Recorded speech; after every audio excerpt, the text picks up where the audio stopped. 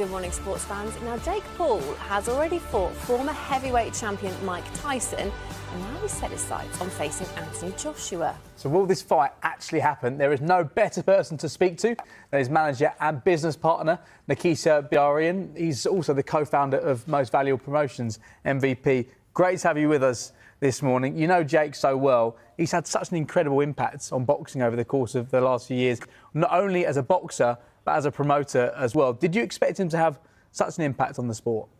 I first met Jake October of 2019, and in our first meeting, he said he wanted to start a fighters union because he felt fighters were underpaid and that he wanted to give young boxers an opportunity to get exposure.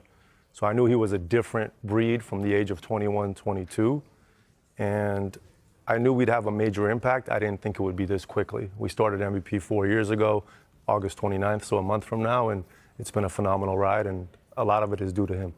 In terms of his fighting record, it's a good one, isn't it? He's just beaten a former world champion. He's now being talked about as an opponent for Anthony Joshua. Can that fight happen?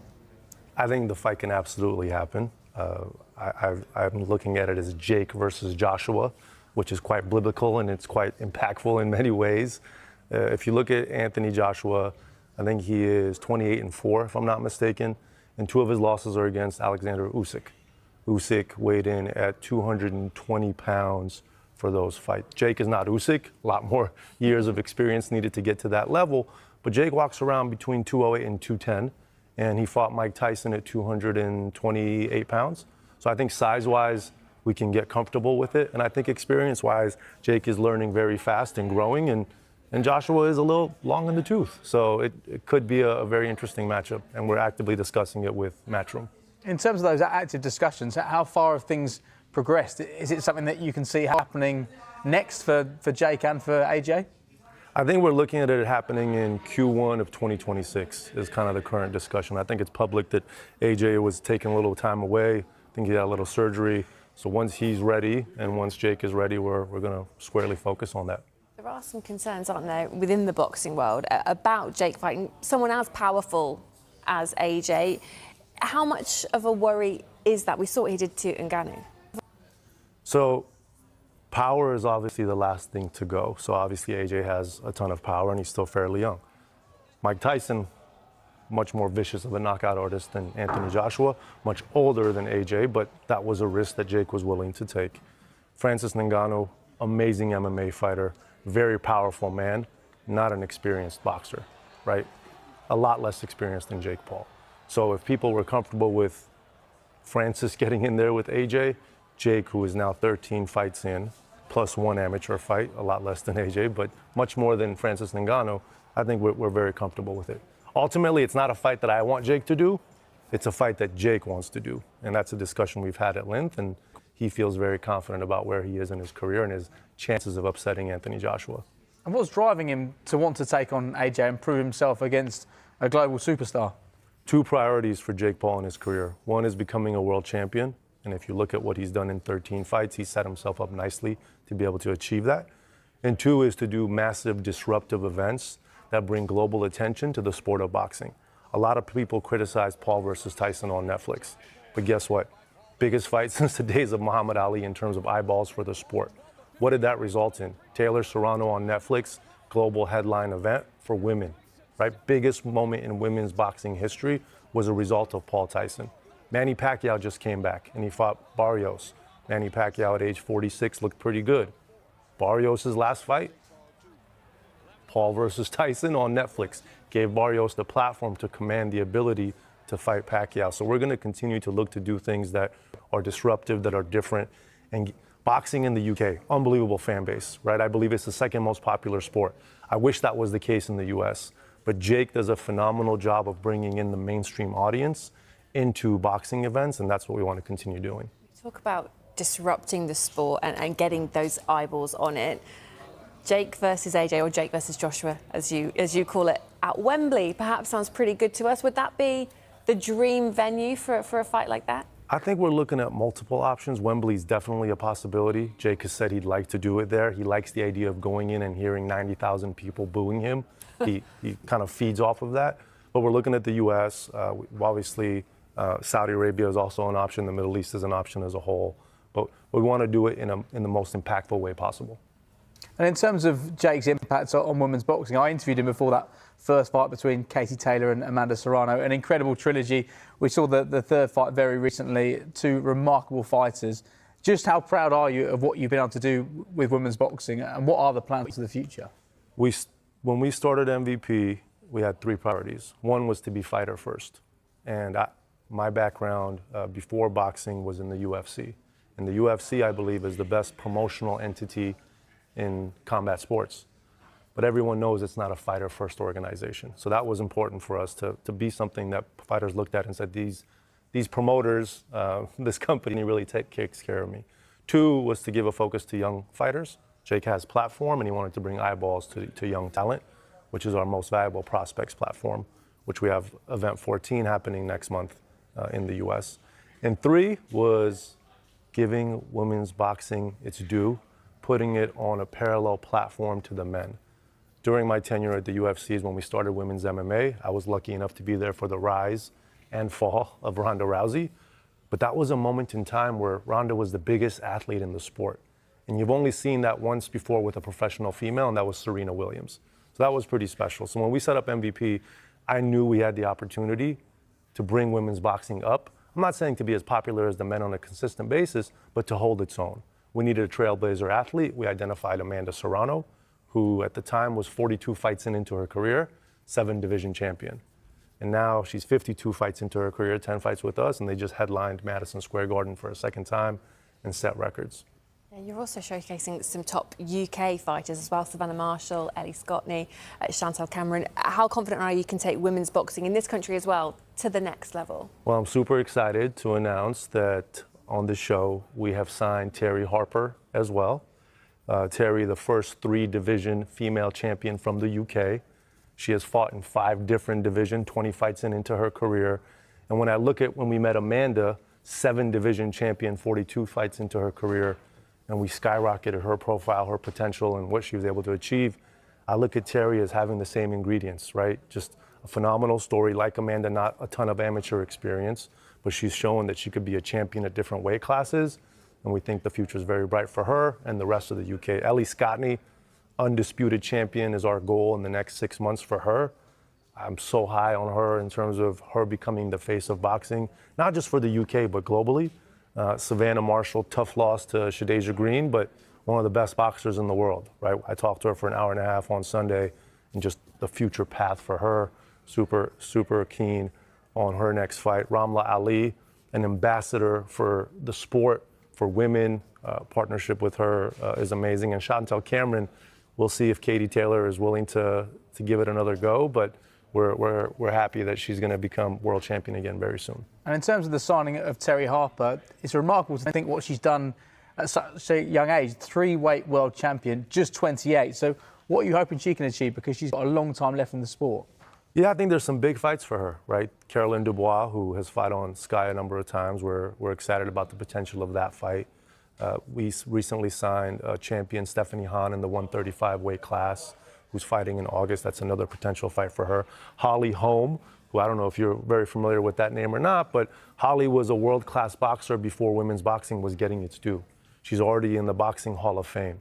Then she came to UFC and had the biggest upset in UFC history when she knocked out Ronda Rousey in front of 80,000 people in Australia. And now Holly has returned to boxing, and her goal is to become a 135-pound champion. So that's another potential fight for Terry Harper down the road. Nikisa, thank you so much for coming in. Great to meet you. Very excited about your upcoming plans as well. Thank you. Thank you so much. Good to see you both. World champion Natasha Jonas, plus a man preparing for his first world title shot, Dalton Smith. Great to have both of you in studio. Dalton, let's start with you. It's every fighter's dream to box for a WBC world title, and this opportunity almost took you by surprise. Tell us about the experience of sitting ringside for Poyo versus Matthias and how that all escalated very quickly.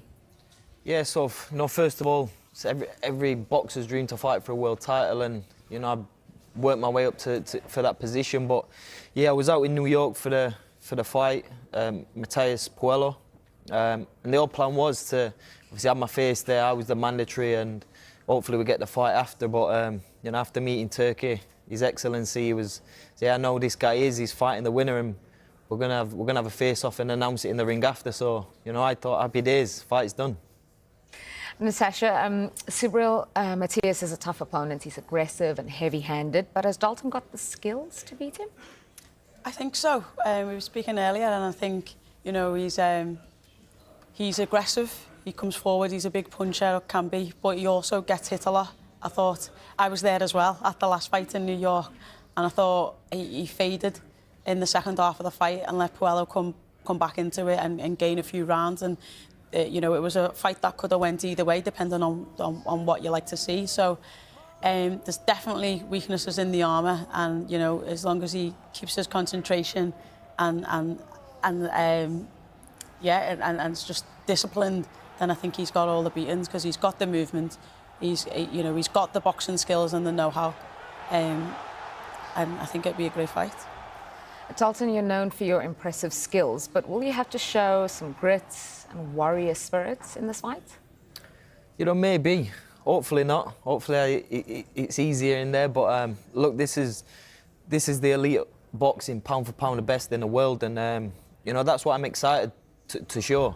You know, anyone who's really I've fought haven't really challenged me that much. So you know, I think it'll be a physical fight. Of course, it's going to be tough, but that's what most important. What I'm excited for, to prove to people that I can do that. I can bite down on the gum shield if I need to, and of course, you don't want it to happen, but of course, I am excited to show everybody else what else I can do.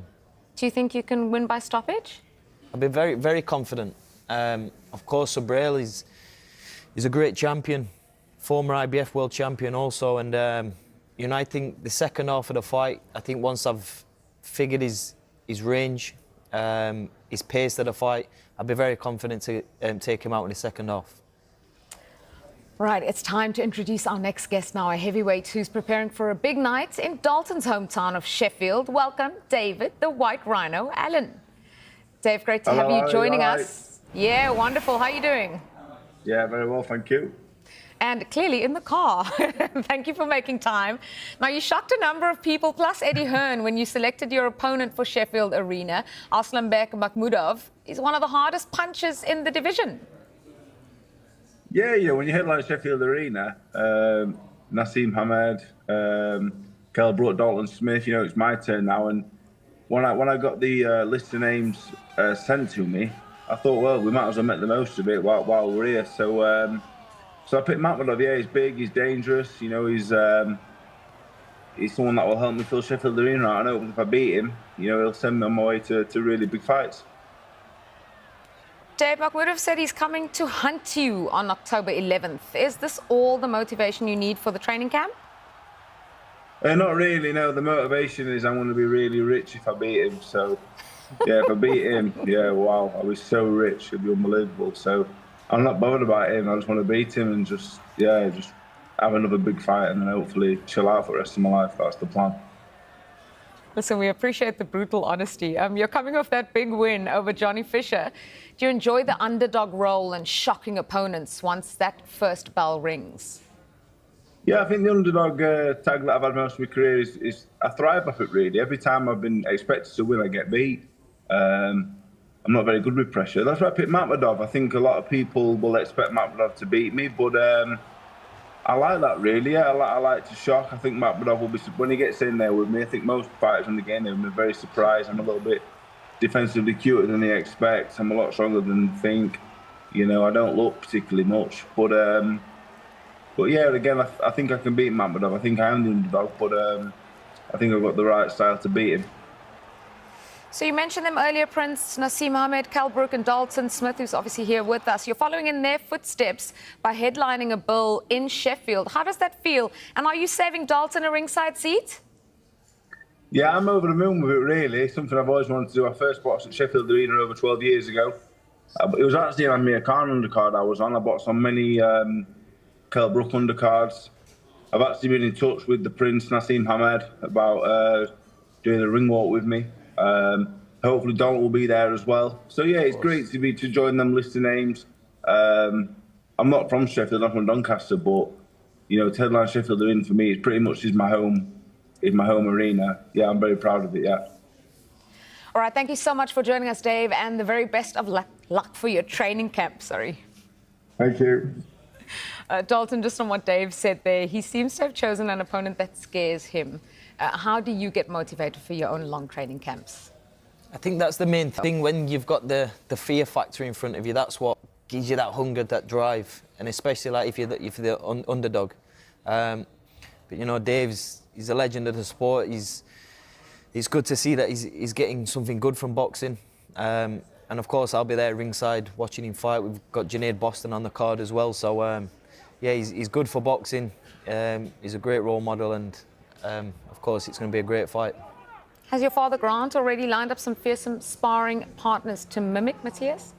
Yeah, so we've got it all in place. You know, especially my last couple of camps, I've always flown my sparring partners in to get the best out of my camps, and yeah, we've got all that set up, ready to, you know, kickstart a great camp. Let's move quickly to football, because your team, Sheffield Wednesday, the club seems to be in chaos at the moment. I know Barry Bannon has attended a number of your fights. Yeah, Barry's a legend on and off the pitch, but of course, my home club, Sheffield Wednesday, is not in the greatest positions at the minute, but hopefully we can get new ownership. I feel like really that's the main thing. That's what we need. It's not in a good position for that, but I think this is the moment where the fans need to get together. You know, football's about the players and the fans, and you know, I think this is where we really need to get together and come through the hardships, because I know it'll come good. And you know, Sheffield Wednesday's got one of the best supports. Obviously, we've just sold out the first game of the season at the weigh-in, so you know, it's going to be big. But fingers crossed, we get new ownership, and you know, we can kickstart a career what's obviously not been so great so far. Yeah, Tasha, we can't let you go without discussing your own boxing career. Is there still a chance you could lace up the gloves? I mean, you'll never say never. A big opportunity comes for a big fight. Like Dalton said, and Dave, you need that fear factor sometimes to get you motivated, especially at the stage I am in my career right now. So there's still one or two names that could pull me out, but we'll see what happens. What's life been like not being in camp, not constantly keeping sharp? It's been different. It's been, it's nice to be normal sometimes and get the break away from boxing. You know, it's such a big part of your life that when it's not there, it's hard to fill the void positively. But I've got, you know, stuff that I want to do, stuff that I've still yet to do. So yeah, we'll see what happens. How much are you missing it? As we look at these pictures here. Yeah, I mean, I'm looking at myself thinking, why haven't I got my hands up and why aren't I doing this? So, yeah, no, you know, there's nothing that will replace that high of standing on the platform ready to walk out and going into the big fights, as Dalton will experience. And there's nights you'll never forget, you know. So, like I say, the sport's given me a lot. But yeah, you know, you've got to walk away from the sport before it retires you. Yeah, Clarissa Shields says she's hoping to tempt 47-year-old Layla Ali out to make a comeback. Is Clarissa running out of competition and meaningful opponents? I would say so. I think because of how competitive some of the other weight divisions are, I think it's tough for Clarissa. She's in a lose-lose situation, so she has to keep going up to get more belts and get more accolades, but there's no real competition there for her. So she's just, you know, winning convincingly, blowing everyone away, and she can only beat who's in front of her. But they're not the kind of fights that we want to see her involved in. And I think, you know, there was back and forths on social media about, you know, a certain amount of money that Layla wanted, and Clarissa said she'd got it. Layla refutes that. So I don't. If it does become a fight, it'll just be like a Jake Paul versus Mike Tyson kind of thing, in my opinion. You have to just take it for what it is. But as a competitive fight, I mean, I don't want to disrespect Layla Ali in any way, but, you know, female fighting's come a long way since her day, and, you know, she is that little bit older and that little bit, you know, a long time retired. To get yourself back to boxing fit at that age would be some feat, especially to defeat one of the greatest females that we've had. So, yeah. Interesting. Very interesting indeed. Now, your former opponent, Terry Harper's in line to face Caroline Dubois. What do you make of that as a fight? I think it's a good fight. You know, Terry Harper's a big name and a great name to have on your record for Caroline. I think the way the trajectories of their careers are going at the minute, I was at Terry's last fight, and to be fair, I don't think it was one of her better performances. But she can, you know, I think the better people that are in front of her, the more she'll step up. But I just think Caroline at the minute is, you know, is in a class of her own, and I think, you know, she had a tough fight out last time, but she's learnt a lot from that, and I think she'll keep on going, keep on progressing, and keep on getting better. And again, she needs them opponents to bring her up, you know, and show the best that she's got. And I think the styles will gel well, but ultimately, I think Caroline will be too much. Thank you so much for your time, Tasha and Dalton as well. Good luck with your training camp coming up. Thank you very much. Yeah, thank you all. That's all we got time for. To Tasha, Dalton and David, remember to download the Toe to Toe podcast and join us next Tuesday for more special boxing guests. Rematch of Conor Benn was finally confirmed this week, with the pair set to do battle again at the Tottenham Hotspur Stadium on November the 15th. For more on this, delighted to say Eddie Hearn joins me now. Eddie, Eubank Jr, Eubank Jr Benn 2 has been confirmed with a new date until we will see the same weight limit required, do you think, in the rematch? Yeah, everything the same. I mean, obviously we had plans for September 20th. Eubank wasn't ready for that fight, but ongoing negotiations with him, and confirmed his participation for November 15th, back at Spurs, back at the home of probably one of the greatest fights we've seen in the last decade or so of British boxing. Expect round 13. These two ready to go at it again. And we believe our man Conor Benn will be victorious this time. I think he took a little piece of Eubank's soul that night. It was a night where both of them had to go to the trenches. It was an incredible event. And this time will be no different. Gunning for our man Conor Benn to end this fight inside the distance and stop Chris Eubank November 15th at Tottenham Hotspur Stadium. Now, Johnny Nelson is backing Conor to win, and I'm sure you agree with Johnny. And why do you think he will get the revenge over Eubank? I just think sometimes you have to look at the youth element, and, you know, don't forget, going into that fight, Conor Benn was very inactive. I mean, obviously he'd had just a couple of fights over a couple of years, and they were really 10-round fights at short notice. So this time goes into this fight with a huge amount of momentum. And also, like I said, what kind of toll it took from the fighters. Eubank is in his mid-30s. He's coming towards, I think, the end of his career.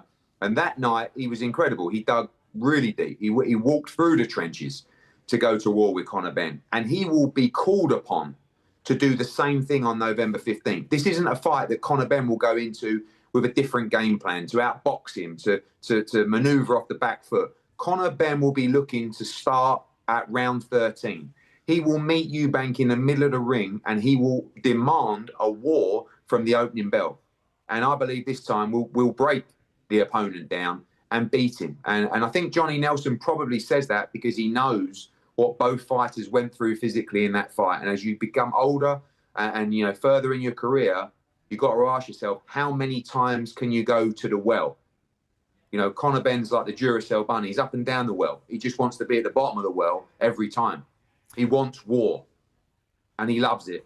And for Eubank, I think, you know, part of him will start to question whether he wants to go back to those places again on November 15th. Saw two questions in one here. So do you think September was a bit too early then, with what you're saying, maybe from the Eubank side? And if he lost, do you reckon he would consider retirement, Eubank, this time? Yeah, I mean, you know, maybe he calls for the rubber match, the trilogy, but, you know, Eubank is in the back end of his career. For Conor Benn, we have dreams and aspirations to see this man go on and follow in his father's footsteps by winning a world title, you know, going back to his original weight class of 147 pounds. But, you know, the opportunity of this fight, and of course, financially, this is a great spot for both guys. But the reality is, Conor Benn wants revenge. He's not thinking about anything about a payday. He lost the first fight. That was his first defeat. He believes he can beat him second time round, and that's what he's gunning for. You know, he's going into training camp to beat Chris Eubank Jr., and he wants to set the record straight. You know, for Eubank, you know, both guys, if Conor wins, I think he still proceeds to fight for a world championship at 147, win or lose. If Eubank can win, maybe he sets himself up for a Canelo Alvarez fight in 2026, who knows? But, you know, this fight isn't really about, you know, manoeuvring a fight. This is just all-out war. You saw it first time around. This is pride. This is legacy. This is family bragging rights. And the first fight was epic. The second one will be epic again. And this time we've got to change the result. Did you wake up and think, oh, right, it's on, blimey? Because I've spoke to Conor and he said, no, it's done now if we're not having September. Then all of a sudden it's back on. Yeah, I mean, look, we know, His Excellency came out and said, right, it's off. You know, Eubanks turned down September 20th, and obviously the talks continued with Eubank. Everybody knows how big this fight is. Let's remember, it did 70,000 first time. The pay-per-view numbers were through the roof. And that was only with Senior turning up on fight night. Now you're probably going to have him involved in the whole promotion. You've seen fight 1, fight 2 will be even better. This is going to break all kinds of numbers. And therefore, people were keen to make it happen. And, you know, fair play to Eubank. He was true to his word. He's running it back. And we were ready. Listen, Conor was ready if it was a week after the first fight. It didn't matter. He was ready for September 20th, and he'll be more than ready for November the 15th. Well, I've got to ask you about AJ's next move. We had Jake Paul's manager here last week, and he's open to the fight. Any developments on that? Lots. I mean, you know, this bizarre world that we live in, I think Jake Paul is absolutely the front runner to fight Anthony Joshua next. I'm here in New York for meetings about that fight. There's an open dialogue between myself and Nikisa, an MVP. I don't know what to tell you, Bridgie, other than it's mental. I mean, I can't sit here and tell you this is a 50-50 matchup. The whole thing is bizarre. I think it's extremely dangerous for Jake Paul. You know, I got the general feedback is the boxing world saying, please, AJ, go in and evaporate this young man from the boxing world so we can all get on as normal. You've got Jake Paul fans thinking bizarrely they can beat Anthony Joshua. And the most bizarre thing out of everything is that Jake Paul genuinely believes he will beat Anthony Joshua. I think that's the only reason we're going to see this fight. Because Jake Paul and his merry men are telling him that AJ, his punch resistance is gone. You know, this is a great time to fight him. I'm telling you, be careful what you wish for. Because this is the most dangerous thing. This is like tuning in to watch David Blaine. You know, when he's in the box and you're wondering whether he's going to get out in time. This is the kind of thing when you tune into his fight. And I've told Nikisa, and I've taken Jake Paul, this ain't David Blaine. This is going in with one of the most fiercest punchers of our generation. And by the way, if you go in there thinking you're going to win, that's even more dangerous. And I know commercially this fight breaks all kinds of records. And I don't even know what's going on to know that we're even sitting there negotiating this fight. But I truly believe you're going to see it at the beginning of 2026. And, you know, I don't know what else to tell you. But, you know, for AJ, who says to me, you want me to go and knock Jake Paul out? No problem. And that's where we sit. Wow. Wow. Brilliant revelation. Wow. Right. Away from boxing, we've seen AJ talking and potentially moving into football agency with yourself.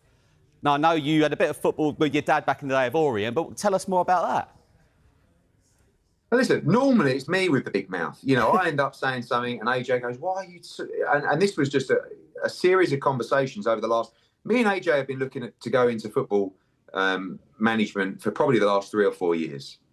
Because of his career, it just never really moved in time. Obviously now, as he approaches the back end of his career, the conversation came up again. And then, of course, he posts on his Instagram that we're starting a football agency. And then it's just like, you know, media, players, clubs, sponsors, everyone's all over it. So we see the potential behind it and we want to get it right. You know, we feel like everything that we've accomplished and experienced within the sporting world, the way in which we guide athletes, the way in which we help them look after their legacy, look after their finances, and make sure that they can perform at the highest level.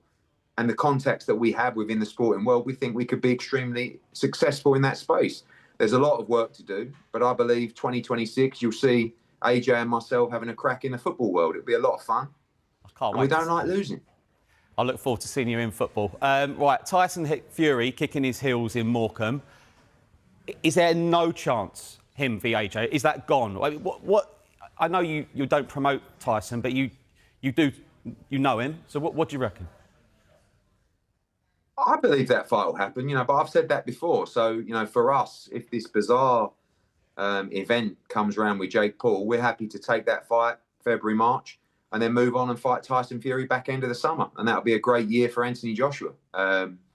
it's going to come down to Tyson Fury. But, you know, for us, any conversations, not just with Jake Paul, but with His Excellency Turki Al-Sheikh as well, he's talked about making that, you know, kind of 2-fight option with Jake Paul and Tyson Fury. And, you know, for AJ, that's a fight that's very important to him. But it's going to take Tyson Fury to want to get back in the ring. I do believe he'll reach that point. But, you know, that's over to him. I think the days of calling him out are long gone. We hope he's happy. And if that involves boxing again, great. I think both guys are still in the primes of their career.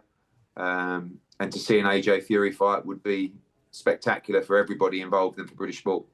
Finally, another fighter who's meant a lot to you over the years is Katie Taylor. Is there any plans of a farewell in any venue? What's the latest on her? I don't know. You know, I think after the last fight with Amanda Serrano, it's the first time probably I've heard her in a press conference say, if I fight again. It's been a remarkable career. Would be a great way to go out, you know, winning that trilogy against Amanda Serrano. But of course, the lure of a Croke Park fight would be something quite spectacular. You know, she's got a few injuries at the moment. She won't fight again this year. And she may not fight again. But if the Croke Park opportunity presented itself, it would be very difficult for her to turn down. You know, for me, the greatest female fighter of all time, probably one of the greatest sports men or women ever to come from Ireland, and she's an absolute icon and a credit to the sport. So if that's the end of the road, what a career, what a legacy, what a journey. But, you know, I can also see her having another couple of fights. So we'll sit down in a couple of months' time and we'll definitely speak to the sports minister, who's been quite vocal in Ireland, talking about the possibility and the desire to hold a Katie Taylor fight in Ireland. You know, up in Northern Ireland, September 13th, we're going to have 20,000 there for Crocker against Donovan. So the appetite, you know, all over the world right now for boxing is red hot. And Katie Taylor at Croke Park would certainly be something that we would never forget. Eddie, live from New York, looking trim. Thank you so much for the update, and we'll speak to you soon. Thanks, mate.